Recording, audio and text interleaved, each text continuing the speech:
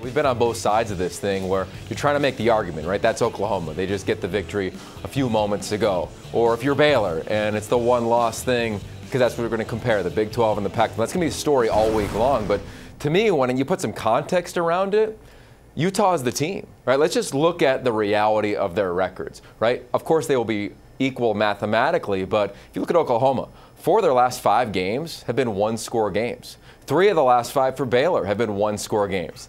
There's only been one score game for Utah in which they've won this year, and it was Washington on the road. They're smoking teams. So I think when you look at the reality of margin of victory, strength of schedule, nobody's really special. This week, of course, will be debated because of having to play the same team twice. Baylor and Oklahoma, both of those teams will be ranked. We'll see where they net out on Tuesday.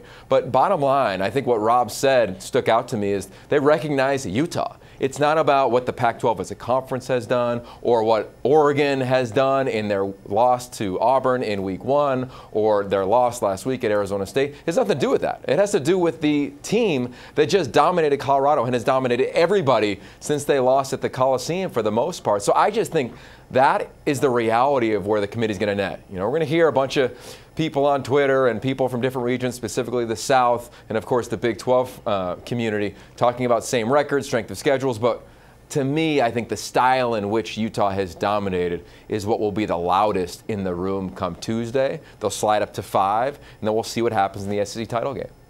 And you said it correctly. You know, style points is what truly matters. And the way they've been able to physically dominate teams going in these last couple of games, it really does matter. And so now Alabama is out of the picture. They move up a slot. And then you have teams that still continue going to have to play. So things look good for them, but they still have to finish off strong.